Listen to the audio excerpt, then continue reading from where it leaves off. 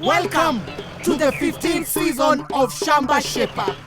We have traveled all over East Africa to find hard-working farmers. We want to celebrate them while giving them the knowledge they need, so they can adapt and make their farms more productive even while the climate changes. We want to support them to get better yields and increase their income. We will see how farmers can benefit from our experts' advice while learning from each other in so many ways. Join us on these journeys and share in the farmers' experiences on the Shamba Shape Up Safari.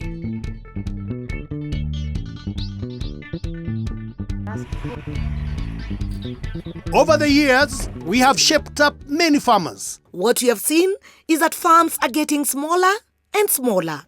This week, we are in Nyando, Kisumu County, to see a project that is aiming to change the way smallholder farmers work and how small farms can turn into bigger spaces.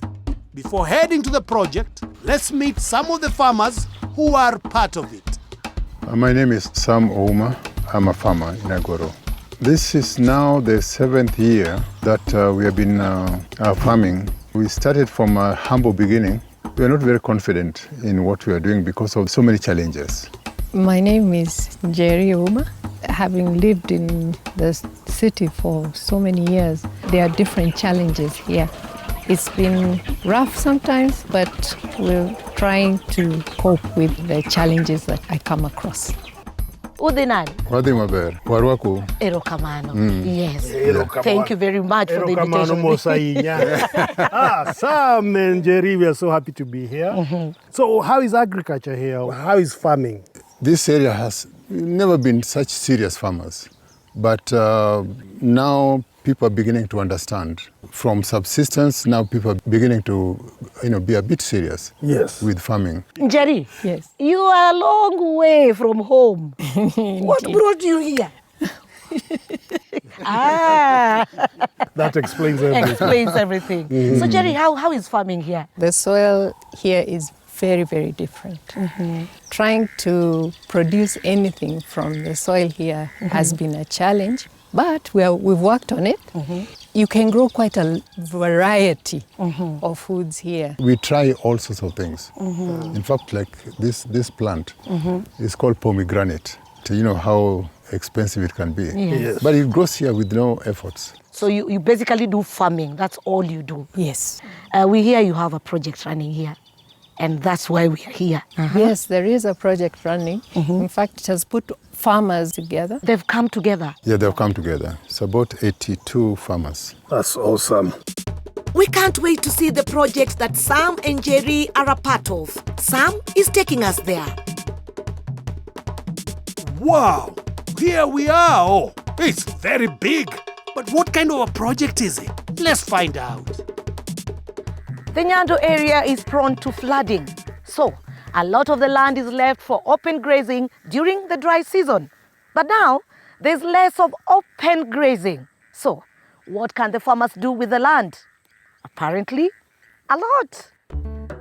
The Alliance of Bioversity International and CIAT is spearheading a project that brings together landowners of small parcels and helps them create one big parcel of land that can be turned into a more profitable farm.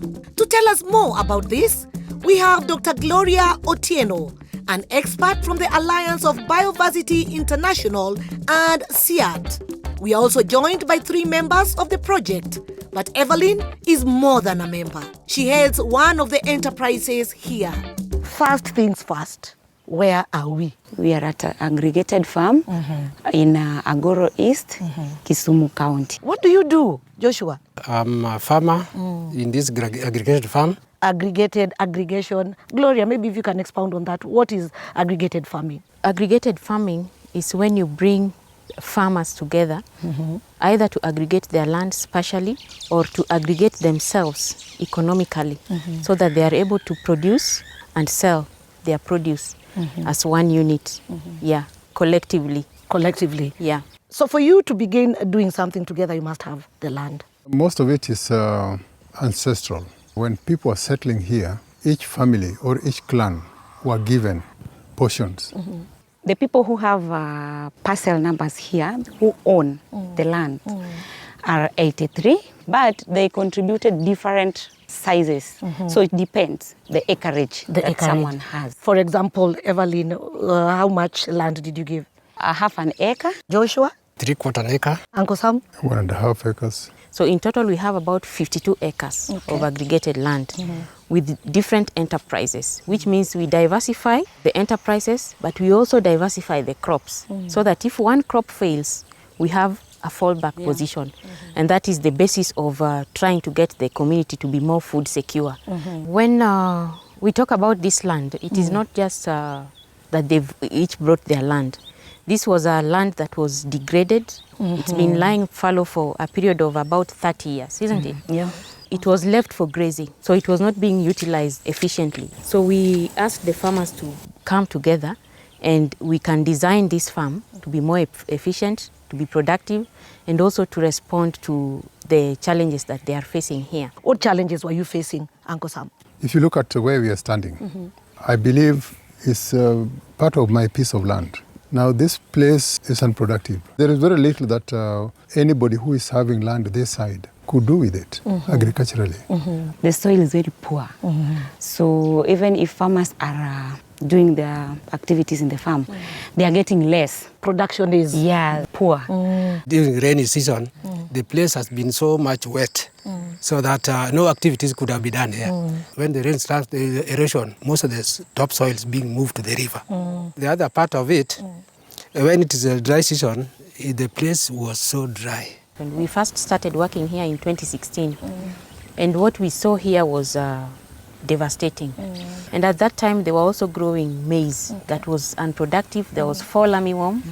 There was also maize lethal necrosis, which was affecting the crop. Productivity was so low.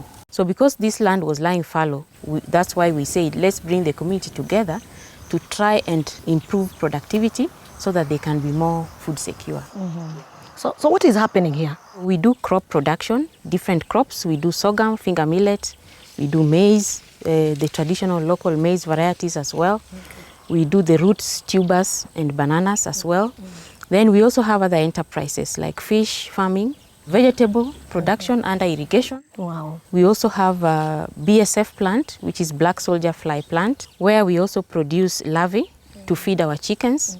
But most importantly for us is to get that frass. Frass are the droppings from insects or larvae which make very good organic fertilizer. It's been very important to the aggregated farm. To be able to do the soil restoration in this place. Wow. Yeah. We also do livestock production. So we have a fodder farm down there. We also do fruit trees and agroforestry. And we also keep bees near the river there. So there are many different enterprises in this farm. Why these particular enterprises? These enterprises are feeding into each other. They are in a circular economy sort of thing. For example, the livestock will give us manure to restore the soil. At the same time, the livestock will produce the milk for the community and other things. We have the fodder, which will be food for the livestock, but anything else from the fodder will also be used as organic manure. Then we also have the crop production, which we are also using the frass to fertilize. We don't use any inorganic fertilizers here. We try as much as possible to use all the natural products, and we practice agroecology on this farm. Aside from that, we also have the poultry units, where the larvae from the BSF is used to feed the poultry. And the chicken waste is also being used to feed the larvae. Yeah. And then at the same time, the larvae is being used to feed the fish. And then the effluent from the fish, you know, you have to drain it after some time. That effluent from the fish is very rich in nutrients, and it will be draining to the vegetable farms. Yes. So that is how this farm is operating. Wow. So there is no waste whatsoever on this farm. Everything is feeding into everything. Interesting. And even the livestock unit, we plan to use it for biogas production so that we can be able to have some electricity on the farm here. We drilled a borehole here, and this water we are using it for irrigation, especially during the dry season. We also do a lot of flood mitigation at the farm. We have these dams, we have the trenches to try and drain the water. I'm speechless because this is such a wonderful, productive cycle. Evelyn, Yes. it's 82 people. How do you people get to work? Who does what? We have a cooperative. So within the cooperative, we have a committee, and the committee consists of 12 persons. Every committee member must be a lead to a specific enterprise. Okay. For example, we have a lead team Okay. for poultry enterprise. The lead has also trained 10 farmers Under the lead. Under the lead. Okay. So the lead is the one who is organizing with his or her people. Okay. Yeah, how they want to do their activities. All right. So, Gloria, why is it so important to set communities together? Our biggest problem here in Kenya is the fact that land is fragmented to very small and productive parcels. So aggregating a land like this and making it more productive helps the farmers to achieve their goals of food security, incomes and livelihoods. One thing about this aggregated farm is also that for us, it is a center of excellence where we train farmers on various enterprises that they are interested in learning so that they can also replicate those in their homes, in their small parcels of land. For example, the BSF, I can now do it. I used to buy commercial feeds to my poultry, 100% commercial, but now it has reduced to 50%. And also, there is another technology that you brought to us, the vegetable garden, the way it has been intercropped. So I'm also using that technology. And I'm telling you, it is very rare to see insects in my farm. The end goal is to see whether we can get profit out of it. So far, is it working? We have just recently started. The production is not already that much. So whatever we are getting here at the farm is being plowed back to the farm to develop it more. However, we have designed a good benefit sharing mechanism. So your benefits will be calculated based on the size of your land and the labor input that you have put. So on this farm, I would say we also have many experts from International Water Management Institute that do the design of the flood mitigation and also the irrigation systems. Experts from ICARDA that also helps with the seed systems work. We have experts also that come here from CALRO to train the farmers on different aspects of good agricultural practices and also to make sure that the seeds that we are using here is actually clean and of good quality. Then we also work with the Kisumu County government as partners. Ever since you started this aggregated farming, have you seen any change? People never knew the proper way of planting maize Okay. or even sorghum. When we were shown exactly how to do it, it broadened our understanding and the yield. Okay. At least something is coming out differently. Ah, good. Evelyn? I have a lot of skills, knowledge in my head. I'm implementing, I'm practicing. Yes. I've not reached in billionaires, but I can call myself a billionaire because I'm seeing some billions. And even the food that you are eating, I'm having some problems with my kidney. And I'm telling you, because I'm eating those fresh foods, you cannot even know that I'm having problems with my kidney. Wow. Joshua, Yes. how does the future look? From now, it has started brightening. The time that we met Daktari, Yes. she has really opened our eyes. I've not sent anybody to go to the market to buy vegetable. I'm taking sukuma wiki from my farm because we are taught how to harvest water. However, how little it is, you can harvest and utilize it. Okay. You can see that's heaps of knowledge, heaps of benefit. We would like other farmers that are not even part of the farm to come and learn, adopt some of the practices on their farms, and then when it comes to selling, we can aggregate again to be able to access market. And also through the cooperative, I think it will be critical for the farmers to see that now land which was unproductive, which was left fallow for over 30 years, Yes. is now earning them some money. So for us, the issue of food security, livelihoods is very important. But another important issue also is this farm is organic. We use biopesticides, which the farmers have come up with different formulas, which by the way we are testing for efficacy. Then we also use organic fertilizers, which means manure from the farm, frass from our BSF, just to make the soils more productive. Yeah. Is this the future of farming? With the pressure of climate change, smaller and smaller farms, it could be that the solution lies in coming together, aggregating our resources, and being even more productive. We can't wait to see how this model farm grows and what we can learn from it in the future. Coming up after the break, we learn more about the black soldier fly, BSF, and conservation of indigenous seeds. Welcome back to Shamba Shape Up. We are still in the aggregated farm. Let's learn more. Quality chicken feed is one of the challenges that we face. One of the projects here is all about rearing insects for quality protein. Modern farming calls for modern methods. You can grow crops for feed, and you can now rear insects for feed as well. To tell us more on this, we have Joan Jemutai Kibet, the plant and facility manager on the Black Soldier Fly project, which is part of the aggregated farm. With her are Hesbon and Victor, two farmers who are members of the group by donating land and who also work in the project. Is this a greenhouse, Joan? Yes, this is the BSF greenhouse. Here we do the black soldier fly farming. We manage all the stages of black soldier fly farming.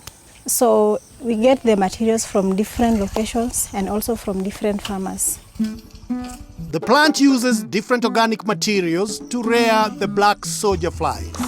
They use market waste, fish intestines, brewery waste, blood from slaughterhouses, pottery, and pig manure from the farmers.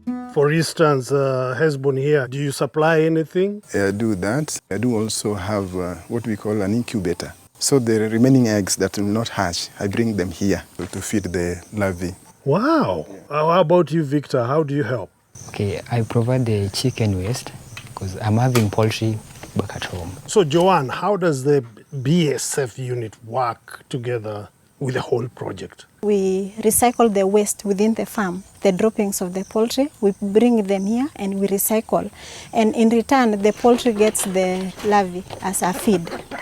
Also the fish. So when the fish are being slaughtered, we get the fish intestines and the other waste. We use them to feed the larvae because it's a very good source of the fats for the larvae and the oils and proteins. So the other farms like the livestock and the crops, we use the green biomass to feed the larvae. So we are recycling the waste within the farm and also from the other farmers. There's no waste at all. Totally. And also the BSF started so as to help the whole project get the manure, the fertilizer for the crop production. Okay, briefly tell us about BSF. The BSF, it has several stages. The adult fly lays the eggs. We take the eggs and set them in an hatchery. After they hatch in 3 days, we let it remain for another 3 days. After that, now we introduce them to the main feeding. It consumes for between 10 to 14 days, and that's when we sieve and we get our larvae that we sell to the poultry farmers, the fish farmers, and the pig farmers. And from there, we get our first fertilizer that we take to the farm. To maintain the cycle, you have to have a little portion whereby you will continue feeding them to give you the pupa that will metamorphosize into the adult fly. From that adult fly, you get the eggs, and the process continues. So as a chicken farmer, how has the feeding the larvae helped your chicken? They have reduced the time that the hen takes to mature, meaning you will have cut cost on the feeds. I'm very happy about it. Okay. As a poultry farmer also, using larvae has made it very easy for me because I can easily access this place because it's within my community.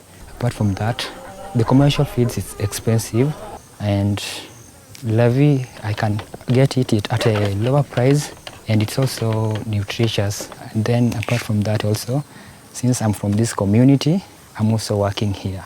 When the day ends, at least I'll have something also put in my pocket, take back home. How has the whole project in general helped the farmers around here? So number one, the waste that they use to dispose them, leading to emission of the methane and the other greenhouse gases, we are able to recycle it for them. Another thing is that the community now has the purely organic frass fertilizer to improve the soil at a cheaper price.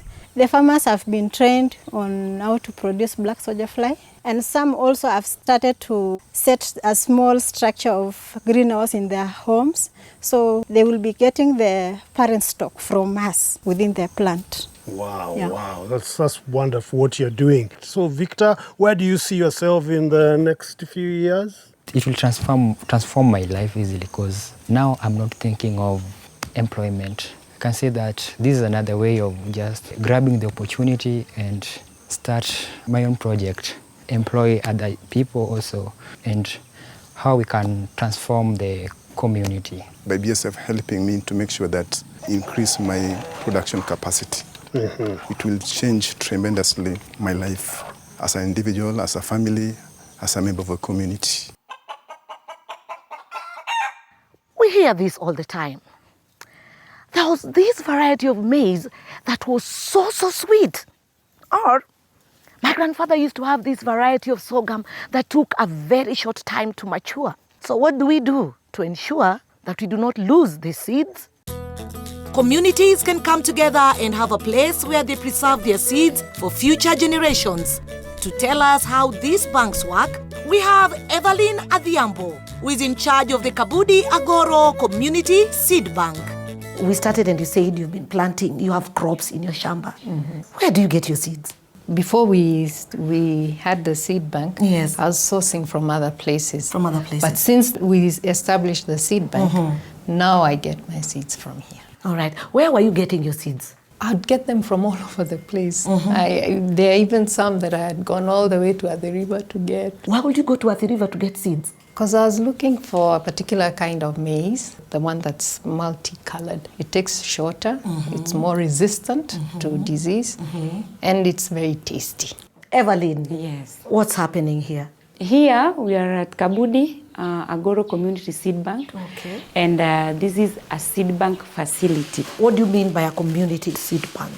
Just like banking money in other banks. So here we bank our local seeds. When you say local, you mean what do you Indigenous. And the reason why it is called a community thing, it is helping the community. You see, sometimes community have some challenges and maybe they want to plant and they don't have money. There should be an area where they can easily get those good seeds. The seed bank operates on a borrow and payback system. A farmer may borrow a kilo of beans and pay back 2 kilos, ensuring the bank grows and remains sustainable. Some of these seeds that you see here are indigenous seeds that are almost disappearing. So by putting them here, we not only facilitate farmers to access them, but we are also conserving them through use. Why a seed bank? So we started working here 8 years ago. Okay. There were challenges of drought, then there was challenges of pests and diseases. And then besides that, access to seeds was not available. And then they also had a challenge that the seeds they had were not well adapted. They had long season varieties and climate has changed. So they needed short season varieties. So what we did is we got some of these seeds from national gene banks in Kenya, in Uganda, in Tanzania.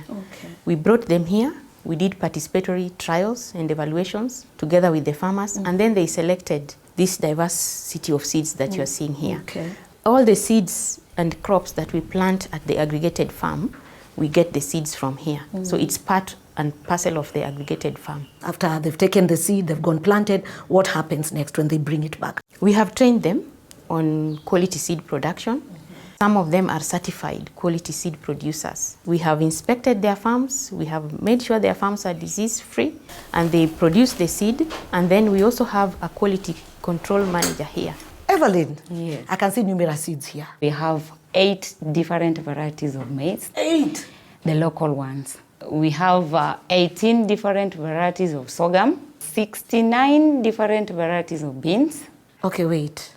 I only know Roskoko, I know Wairimo, not Jerry, I know Wairimo. We have 69, but there are more.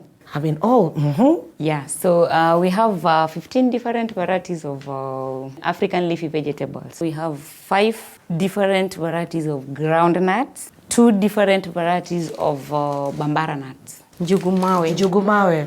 Okay. 7 different varieties of millet, finger millet. We are also doing tree and fodder. Okay. So we are doing all those.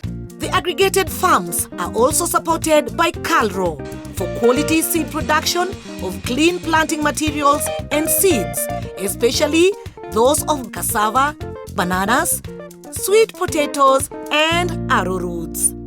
If I was to walk into an agrovet and I want these indigenous seeds, I'll be able to get them easily? I've not gotten the ones that I wanted, and that's why it took me going around to different places. To different places until you got them here. Yeah. So is this an advantage, Njeri? Oh, it certainly. Because now you're able to get the kind of seed that you want and which suits the environment where we are.